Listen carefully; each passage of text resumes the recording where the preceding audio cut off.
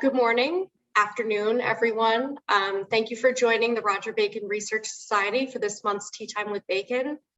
For those of you who don't know me, my name is Megan Allen, and I'll be chairing today's talk. And before I introduce today's speaker, I have a few announcements. The Roger Bacon Research Society is still soliciting paper proposals for the sponsored panels at two upcoming conferences: the Conference on Roger Bacon's Moralis Philosophia at St. Bonaventure University, and the 2022 meeting of the SIEPM. If you are interested in participating in either conference, please send me your abstracts. The abstracts for St. Bonaventure are due to me on October 23rd, and the abstracts for SIEPM are due this Sunday, October 10th. If you want to submit abstracts or have any questions, you can email me, and I'm going to put my email in the chat.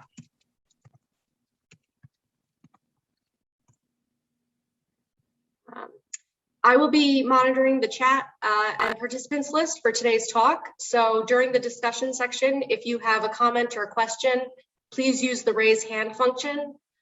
If you have a question, but for whatever reason can't ask it, bad Wi-Fi, fear of being recorded, it's fine. You can just type it into the chat and I'll ask it for you. So without further ado, I'll introduce today's speaker. William Newman is Distinguished Professor and Ruth N. Halls Professor in the Department of History and Philosophy of Science and Medicine at Indiana University. He has been working on the history of alchemy for 40 years and has written 12 books on the topic, spanning from the 13th to the 17th century. His most recent book is Newton the Alchemist, Science, Enigma, and the Quest for Nature's Secret Fire, published by Princeton University Press in 2019. And today he will be speaking on Roger Bacon and 13th century alchemy. It's all yours, Bill. Great, thanks, Megan. So let me try to share my screen here. Okay, can you all see my screen? Yep. Right, okay, well, when Megan asked me for a title to this talk, I cast about for something suitably vague. It's been a quarter of a century since I last engaged seriously with the Frater Irascibilis, so it was necessary to create some breathing space in which to work. Roger Bacon and 13th century alchemy fit the bill, as it would allow me to bring in other alchemists to whom I devoted more study. But as often happens, once I began reading the primary sources again, the material conjured up new ideas. So instead of giving you a possibly tedious recounting of my previous publications, I want to delve into an aspect of Roger's work that I haven't pursued seriously before. What I have in mind is his quite self-conscious analysis and use of alchemical secrecy. While the place of Roger in the development of alchemical medicine is now acknowledged and has recently served as the basis for Megan's dissertation, his role as an exegete and perhaps even fashioner of alchemical puzzles is less widely known.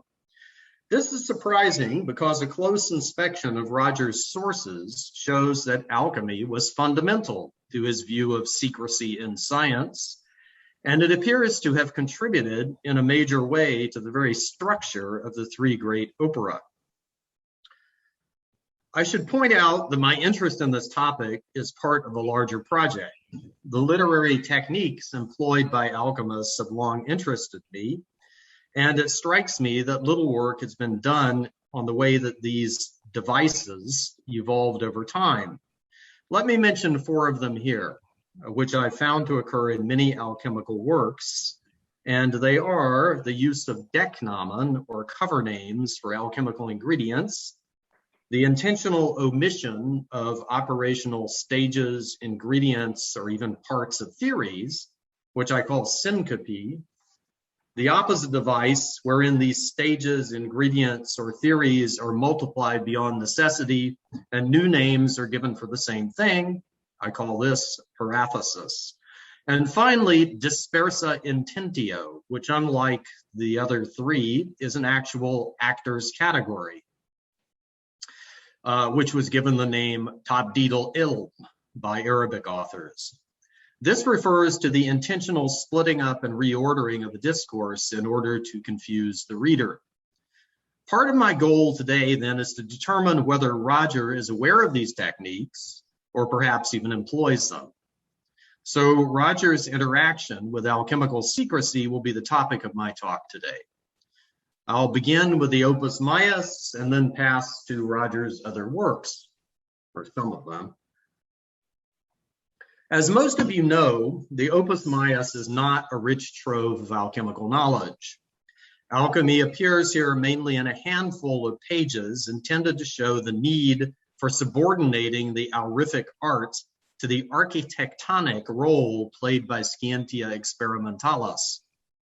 Alchemy can hardly attain the 24 carats of pure natural gold, for example, but when guided by experimental science, it can even make a gold of 30, 40, or as many degrees as we desire.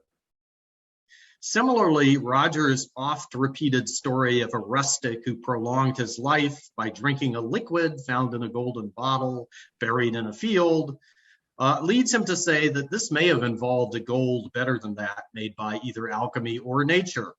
In order to maximize the medical effect of this gold by mixing it with other simples, Scientia Experimentalis is required. Just as geometry, astronomy, and other sciences can do far more when directed by the experimentator peritus, so too with alchemy. Roger will say more on alchemy in the Opus Minus and Opus Tertium, but there is still another less obvious area where the aurific art touches the Opus Maius. At the very beginning of this long book, where Roger inveighs against the errors of the crowd in part 1, chapter 4, he provides an interesting description and justification of the secrecy employed by the sapientes, the wise men. When Aulus Gellius advised that one should feed donkeys their rough thistle instead of treating them to lettuce, he was referring to the fact that the Greek sapientes did not reveal their wisdom to the masses.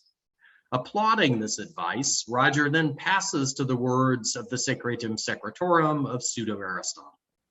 Explaining to his student Alexander the Great that he cannot reveal every single secret to him without reservation, the Aristotle of the Secretum says that such incautious openness would make him a breaker of the celestial seal. In order to avoid this sin and to escape the possibility that the rabble would use these powerful arcana to turn the world topsy-turvy, the ancient wise men did not write their secrets openly in a way that the vulgar could comprehend them. Instead, as Roger tells us in many places, they employed a variety of tools of deception. As far as the Secretum Secretorum goes, the paradigmatic examples of these deceptive literary devices are the enigmata provided by the riddle of the philosophical egg that Aristotle relates in Pars Tertia of Roger's edition, and by the Tabula Smaragdina, the emerald tablet of Hermes Trismegistus, whom Roger's text calls Hermogenes, both of which concern alchemy. This point is worth reiterating. If one examines other examples of occult arts in Roger's edition of the Secretum Secretorum, the secrecy that one actually finds is minimal. Consider the instructions for making the talisman of Hermogenes in chapter 23. The Secretum tells us there to take the substance of Saturn, Jupiter, Mercury, Sol, Venus, Mars, and Luna in equal parts, and to add additional Saturn and Sol. These planetary names are in fact traditional alchemical decknomen for the 7 metals known at the time: lead, tin, quicksilver, gold, copper, iron, and silver. The talisman maker is then supposed to fuse these together at a time when Leo is in the ascendant, when Sol is in its exaltation at Aries 19, Saturn in its night house, Aquarius, Luna in its exaltation at Taurus 3, Jupiter in its day house, Sagittarius, Mercury in its day house, Virgo, Venus in its night house, Taurus, and Mars in its day house, Scorpio. reading Scorpio, the symbol for Scorpio, presumably, instead of Virgo. None of this technical astrological information is encoded in the Secretum Secretorum. The only element of secrecy here lies in the planetary decnomen for the metals. Roger himself clearly realizes that these are properly alchemical terms, since he explains them in the chapter entitled De Expositione Enigmatum Alchemiae in part 2, chapter 113 of the Opus Tertium. So to conclude my chain of thought here, the fact that the Secretum Secretorum does not encode talismanic magic, but does do so for alchemy, supports my view that the actual secrecy found in the Secretum Secretorum, such as it is, belongs mostly to alchemy. Therefore, given the heavy influence that the Secretum Secretorum held on Roger, we can say that the aurific art has tinctured his overall achromatic view of the sciences in a quite significant way. In fact, this can even be said of the odd way in which Roger structured his 3 opera. In his new and very helpful edition of the Opus Tertium, Nicolaus Egel correctly points out that Roger's motives for dividing his opera into 3 separate books were twofold. On the one hand, the Opus Minus and Opus Tertium served to fill out parts of the Opus Maius that Roger felt he had left incomplete, and indeed the Opus Tertium did the same thing for the Opus Minus. Roger effectively tells us this in the prefatory letter to Clement IV that begins the Opus Tertium. But as Egel points out, Roger was also driven to divide up his works and pass them on piecemeal by the desire to keep secrets out of the hands of the vulgar. This emerges with great clarity from Roger's comments in part 2, chapter 112, which bears the title De Enigmatibus Alchemiae. This very rich chapter first describes the need for secrecy in alchemy, repeating the adage from Aulus Gellius that one should not feed lettuce to donkeys. Roger then asserts the well-known Donum Dei topos, that God reveals the secrets of alchemy to his chosen by inspiration. Hence, they must not be vulgarized to the masses. This leads him to his reasons for dividing up the secrets of alchemy and presenting them to Clement Seriatim. Now, if I can just get my PowerPoint to respond here. There we go. He says, I have frequently diversified so many writings for 2 reasons. The chief is that I might be able to open these marvels to your holiness, just as is proper and appropriate at this time. Excuse me, possible and appropriate at this time. And the second is that they be hidden from others. For these 4 writings will hardly fall into anyone's hands, and I do not care if anyone should see one or the second or third, because unless he carefully applies himself to all 4, he will be able to understand nothing of the very great secret therein.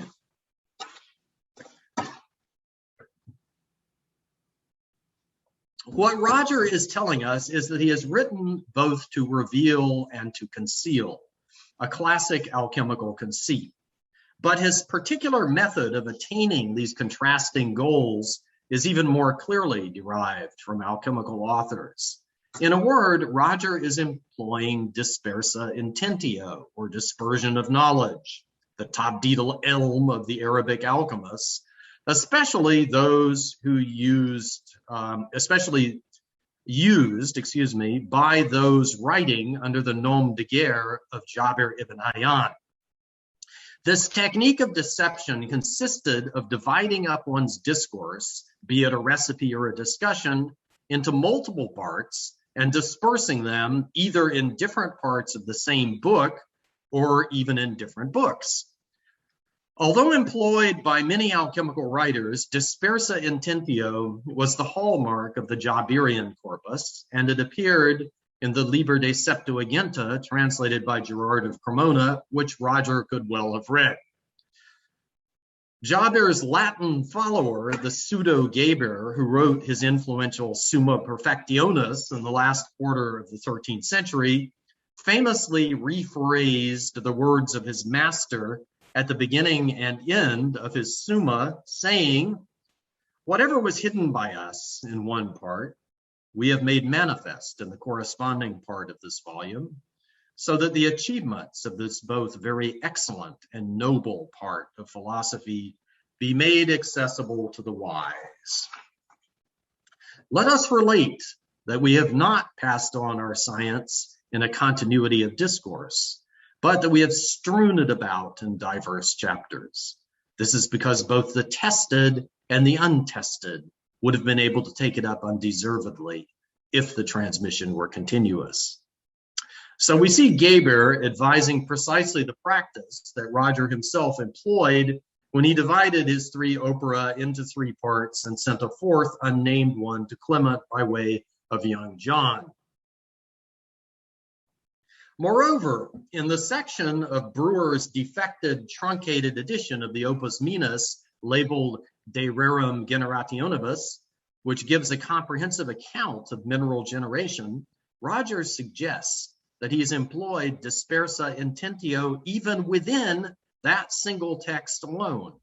After asserting that knowledge of mineral generation and of alchemy is necessary for the proper understanding of Scripture, Roger adds, I quote, "But also without these things, the secrets of alchemy, which I hid above, superius occultavi, cannot be known." He is likely referring to the acephalous beginning of the Opus Minus in Brewer's edition, which must be supplemented with a section that I published in 1995 based on the text of the Opus Minus in an important manuscript kept at the Vatican, that is Vaticanus Reginensis 1317.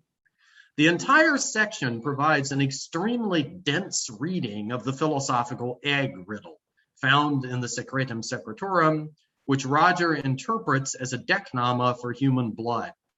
He's cobbled together a host of alchemical authorities, including Pseudo-Avicenna, Pseudo-Rhazes, Morianus, and others, to decode this riddle, but as he suggests, the reader cannot really have a full understanding of the text without acquiring the material on natural generation found near the end of the Opus Minus. Once again, he is employing the technique of dispersa intentio. Having already shown Roger's debt to alchemy for his overall approval of secrecy, we can now say that the friar's approach to science as a literary form was heavily conditioned by his interaction with alchemical texts. Both his insistence on the need to conceal secrets and more distinctly his use of dispersa intentio to achieve that goal permeate his three opera. So far, however, my analysis of Roger's work has focused on rather general characteristics of his literary output. If we now turn from his employment of literary techniques such as dispersa intentio to his more particular comments on the techniques of literary deception, a much richer picture emerges. So let's now examine his attempt to categorize different techniques of secrecy, some but not all of them derived from alchemy. The easiest way to achieve this goal is by looking at the Epistola de Secretis Operibus Artis et Naturae, edited rather haphazardly by Brewer in 1859. It's possible that the first 9 chapters of the Epistola, as we have it, were composed by a follower of Roger rather than by Roger himself. But if so, the follower merely cobbled together parts of the three opera and possibly other Rogerian material. Since Roger himself was a serial self-plagiarist, this provides no evidence of inauthenticity. We need not comment for now on chapters 10 and 11, which are more complicated and raise their own issues. Chapter 8 of the Epistola opens with themes that are by now familiar to us. The need for secrecy, bolstered by Aulus Gellius's maxim about lettuce and donkeys, and the Secretum Secretorum's worry about breaking the seal of heaven, among other maxims favored by Roger, that appear elsewhere in the opera. Instead of focusing on this material, let me jump directly into his analysis of scientific secrecy. Roger divides the literary techniques of concealment into the following 7 categories, which I will briefly describe. He says that the sapientes have ensured the restricted reception of their hidden arts in the following ways. First, through the use of characters and verses. Second, by employing enigmatic and figurative words. And the example he mentions is the philosopher's egg. Third, by using different methods of writing, for example, only consonants, as he says, just as the Jews, Chaldeans, Syrians, and Arabs write their secrets. Through mixture of letters of different genus, like Ethicus, he says, by creating their own personal alphabets, like Artephius, through the use of geometrical figures whose diverse points and notes signify different letters, again, Artephius is the example, and by using what seems to be an abbreviated version of scribal shorthand, the ars notatoria, as he says, quae est ars notandi et scribendi ea brevitate qua volumus et ea velocitate qua desideramus. The first category, where his sapientes hide their wisdom behind characters and verses, probably refers to Roger's idea that natural secrets are buried within seemingly magical books. This notion appears in the Opus Tertium, where Roger is deprecating the magician's claim that his carmina and characters are responsible for effects like that of the lodestone to attract iron. He also gives another example, which is more colorful, of a hazel or willow shoot that is separated longitudinally and then spontaneously reunites its 2 halves because of the magician's carmina. By carmina, Roger probably means incantations. This, after all, is one of the meanings that Ducange gives to the term.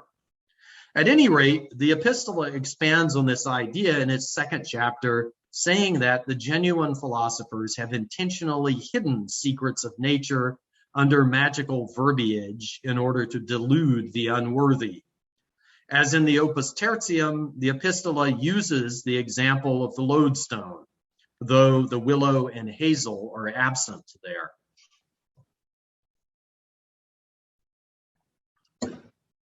So let's now pass to Roger's 2nd entry, enigmatic and figurative words. While Roger's first literary deception appears to be drawn from magical books, his 2nd relates directly to alchemy. His primary example of enigmatic and figurative words is precisely that of the philosopher's egg, the riddle that Aristotle relates to Alexander in the Pars Tertia of the Secretum Secretorum. Here is what the epistola says on the matter. Some have hidden many things by means of characters and incantations, but others by means of enigmatic and figurative words, as Aristotle says to Alexander in the Book of Secrets, saying to Alexander, I wish to show you, Alexander, the greatest secret of secrets, and may the divine power aid you in hiding the arcanum and attaining the goal. Therefore, take the stone that is not a stone, and which is in every man, and in every place, and in every time, and it is called the philosopher's egg, and the limit of the egg. And thus there are found innumerable things in many books and in diverse sciences obscured by such language, so that they may be understood in no way without a teacher. As I argued in 1995, Roger combines Pseudo-Avicenna's De Anima in Arte Alchemiae, the Secretum Secretorum, and several other alchemical sources to arrive at the conclusion that the philosopher's egg refers to human blood, which must be divided into fractions and purified. So the 2nd technique of obscuring scientific knowledge lies in the use of alchemical riddles. A 2nd riddle that Roger analyzes at length appears in his commentary to the Hermetic Tabulus Maridina, which is reproduced in full in the Secretum Secretorum. For those who may be unfamiliar with this enigmatic text, I translate it quite literally as it appears in Roger's Latin Secretum Secretorum. The numbering of the stanzas is my own. I'll read it. And our father Hermogenes, who is triple in philosophy, said, and prophesying very well, the truth is held to be thus, and there is no doubt that inferiors respond to superiors and superiors to inferiors. The worker of miracles is the one God alone, from whom every marvelous operation descends. Thus all things are generated from one sole substance, one sole disposition, whose father is Sol, whose mother is Luna, which is born nature in itself, which is born nature itself in its womb through the wind. The earth is impregnated by it. Hence Sol is called the father of causes, the treasure of miracles, the giver of virtues. Earth is made from fire. Separate the earthy from the fiery, because the subtle is more noble than the gross, and the rare more noble than the thick. This is done wisely and discreetly, for the earth ascends into heaven and falls down from heaven to earth, and hence it destroys the upper and lower virtues. So therefore it rules over superior and inferior things, and you will rule over the upward and downward, for the light of lights is with you.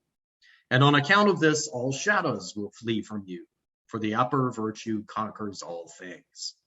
For every rare thing acts on every dense thing, and this operation proceeds according to the disposition of the macrocosm, and on account of this, he is called Hermogenes, triple in philosophy. Fortunately, we need not attempt to decipher the tabula smaragdina here. I think you will all agree that it is obscure in the extreme. The text has a long history of divergent scholarly interpretation, especially beginning with the 1926 publication of Julius Ruska's 248-page monograph on the subject, up to a 2003 study by Jean-Marc Mandozio and Irene Caiozzo. What is important for us is Roger's interpretation. A rapid word count reveals that Roger devoted some 700 words to his exposition of the tabula. The limita provided by the tabula seem to have given him more food for thought than any other passages in the Secretum Secretorum, other than those dealing with the Gloria Inestimabilis.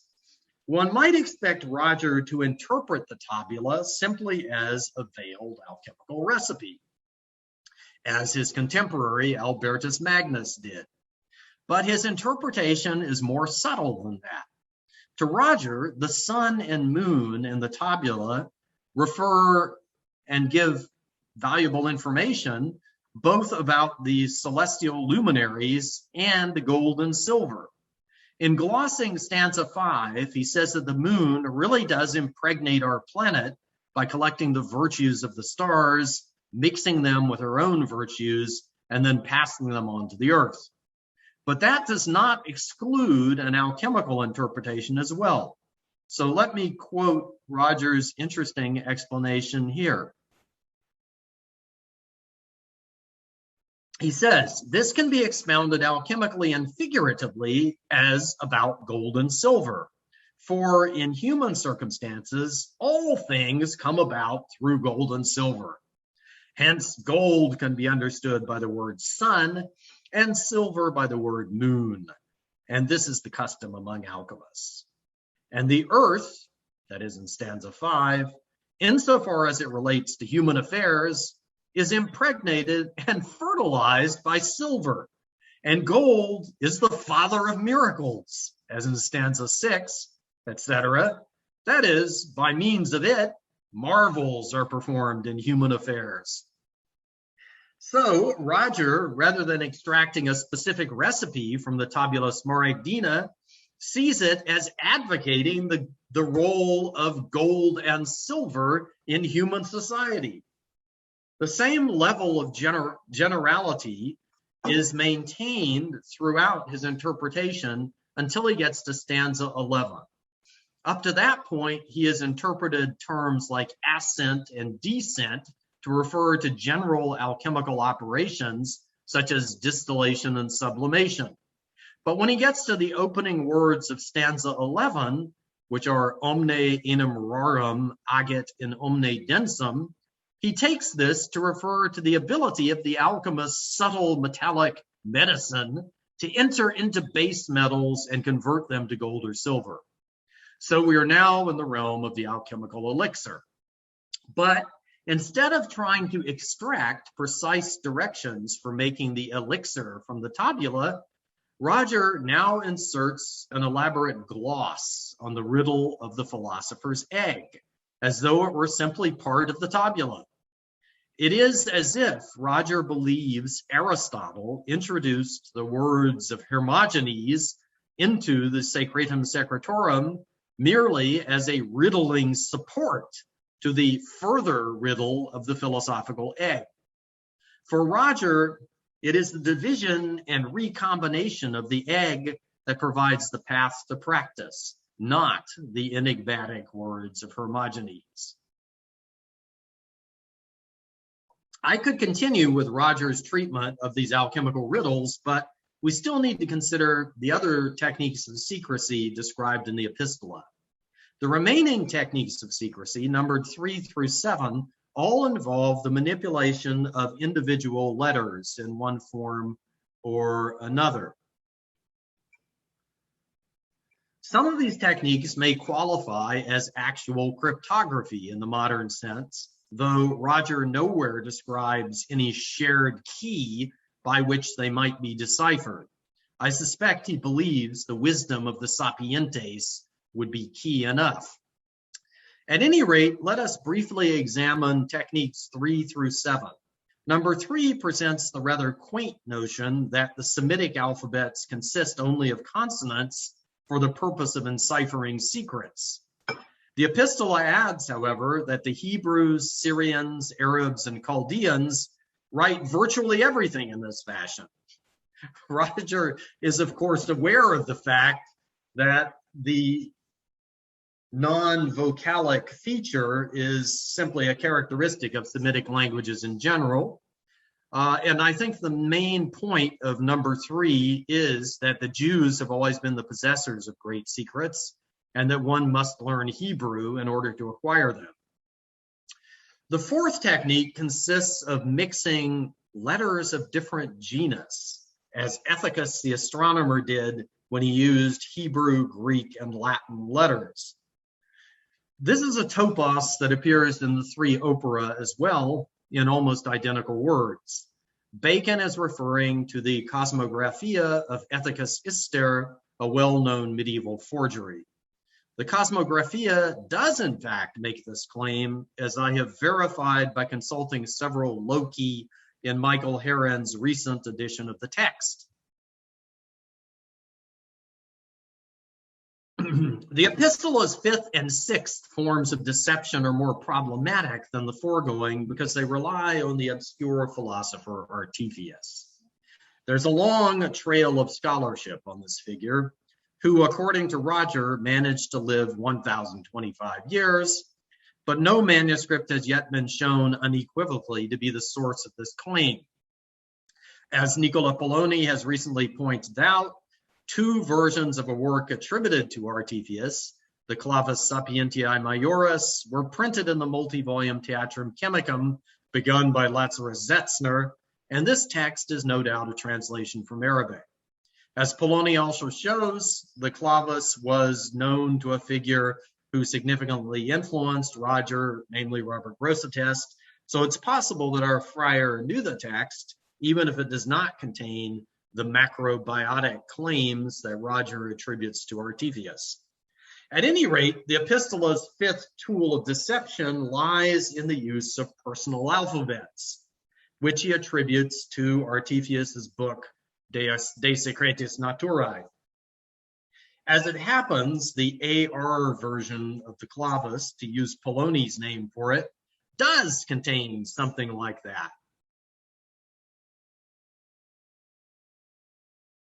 You look at the second complete line here and the line at the bottom. though I really can't say anything more about these characters without consulting the manuscripts. The sixth technique for maintaining secrecy, which the epistola also attributes to Artephius, consists of, quote, geometrical figures which, according to the diversity of points and notes, have the power of letters. It's, of course, very difficult to know what the epistola has in mind, since the printed versions of the Clavis Sapientiae contain nothing of the sort. One need only look at Cornelius Agrippa's famous 1533 De Occulta Philosophia to see the many types of magical alphabets that eventually came into circulation. Clearly, the topic needs more study. Finally, the epistola gives a seventh technique of secrecy, which really seems to be nothing more than highly abbreviated scribal shorthand. The term that the epistola uses for this, ars notatoria, should not be confused with the art of learning new subjects by means of magical prayer called ars notoria. Roger is well aware of this pursuit, and he condemns it in various places within the three opera. So to summarize and to come to a conclusion, it's clear that Roger Bacon knew a number of the traditional literary techniques of deception employed by alchemists of his time and earlier. The most striking of these is the dispersa intentio of the Islamic alchemists and their epigones. Roger evidently used this technique both in dividing the three opera themselves and in presenting material within the individual texts in the form of non-continuous discourse. In addition to his intimate acquaintance with dispersa intentio, he had a keen awareness of alchemical decknamen, which he expounded at length in the opera. The alchemical riddles that he analyzed consist of sequential decknamen, often placed into the imperative form of a recipe. And if the Epistola de Secretis Operibus is a genuine work of Roger's, we can also say that he went well beyond mere exposition, for the concluding chapters of that work go so far as to use his idiosyncratic system of decknamen to frame new recipes. As for parathesis and syncope, Roger does not explicitly refer to these devices, but the use of, quote, characters and verses, end quote, that begins the list of techniques in chapter 8 may be related. When the epistola speaks of sapientes who hide their natural knowledge beneath a misleading verbiage of magical terms, this sounds like something akin to alchemical parathesis.